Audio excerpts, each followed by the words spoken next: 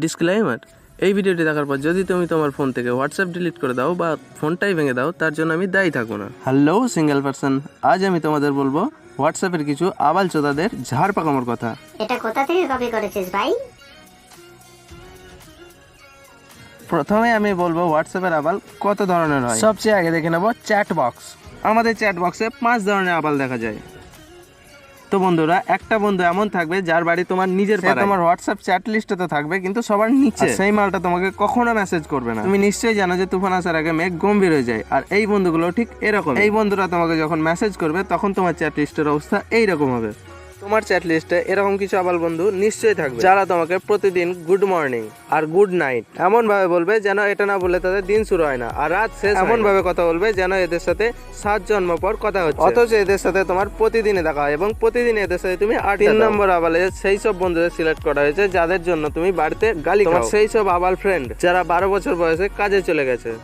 সমস্ত বন্ধুরা তোমাকে তখনই মেসেজ করবে যখন তারা মাল খাবে, এটা না এইটা। এরা তোমাকে এই সময় SMS করে বলবে। এরা এমনিতেও মাঝে মাঝে SMS করে জিজ্ঞেস করে, কিরে ভাই ভুলেই তো গেলি। আর তখন তোমার ফিলিংসটা এইরকম হয়।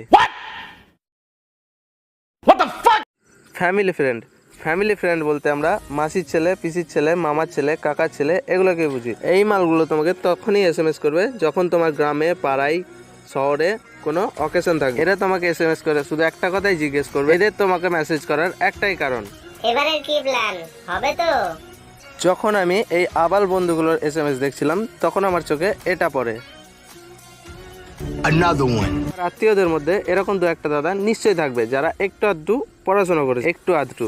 এদের সাধারণত 1টা বা 2টো বাচ্চা থাকে। এদের জন্মান্তরের ডায়লগ যে আমি আর একটু হলেই চাকরি পেয়ে যেতাম। এরা তোমাকে প্রতি সপ্তাহে একদিন নিয়ম করে জিজ্ঞেস করবে, কিরে কোনো চাকরি বাকরি জোটাতে পারলি না এখনো হাত গুটিয়ে বসে আছিস?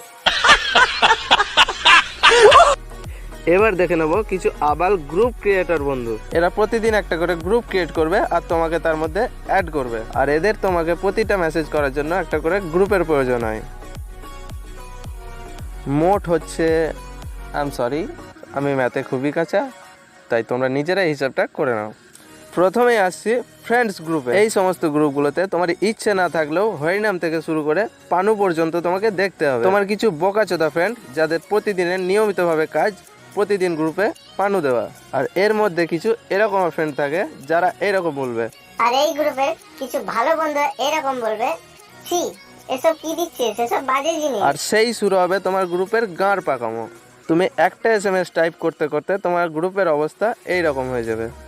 এইবার আসছি ফ্যামিলি গ্রুপের দিকে। এই সমস্ত গ্রুপগুলোতে তোমার দাদা, দিদি, মাসি, মেসো, জেঠু, জেঠি মানে তোমার সমস্ত আত্মীয়রা থাকে। প্রতিদিন সকাল, দুপুর, রাত সব সময় কোনো না কোনো খাবারের ফটো পাঠাতেই থাকে। আর এই গ্রুপে তোমার টাইপিং এর সময় যদি কোনো ওয়ার্ড ভুল হয়ে যায় তো তুমি ছোট থেকে শুরু করে বড় পর্যন্ত সবাই তোমার গুছিয়ে মারবে। এরপর আছে কলেজ গ্রুপ। এই গ্রুপগুলোতে তোমার থাকার অধিকার তো আছে, বড়দের SMS দেখারও অধিকার আছে, বাট তোমার SMS করার কোনো অধিকারই থাকে না। আর তোমাকে সারা বছর এই বড়দের গাঁড় পাকামো সহ্য করতে হবে। এই গ্রুপগুলোতে এমন কিছু মেসেজ আসবে যেগুলো দেখলে তোমার পা থেকে বিচি অবধি জ্বলে যাবে, তবুও তুমি এদের কোনো রিপ্লাই করতে পারবে না, কারণ এরকম করলে তুমি এক্সাম হলে অ্যান্সার পাবে না। আর তোমাদের তো সারা বছর এটা মনেই থাকে না যে এক্সাম বলে কিছু একটা হয়, আর আমাদের এটা মনে থাকে না কারণ আমরা তো বোকাচোদা। এরপর আসে কলেজ ফ্রেন্ড গ্রুপ। এই গ্রুপটাতে সাধারণত কোনো SMS হবে না, মাঝে মাঝে 2-1টা ঘুমন্ত কুম্ভকর্ণ জেগে উঠবে আর এরকম বলবে, বন্ধুরা কলেজের কি খবর? আর এদের তুমি এটাই রিপ্লাই করবে, জানি না বন্ধু, আমি অনেকদিন কলেজে যাইনি। তুমি এই রিপ্লাইটা করবে কারণটা আমিও জানি না, আমি সাইকোলজির পিও জানি না, তাই তোমরা নিজেরাই ভাবো। হ্যাঁ গাইজ, ভিডিওটা এ পর্যন্তই। আর ভিডিওটা ভালো লাগলে লাইক, কমেন্ট, শেয়ার। এরকম ইন্টারেস্টিং ভিডিও প্রতিদিন পাওয়ার জন্য চ্যানেলটা সাবস্ক্রাইব করে রাখো। নেক্সট ভিডিও সবার আগে পাওয়ার জন্য পাশে থাকা বেল আইকনটা বাজিয়ে দিও। সো গাইজ, আজকের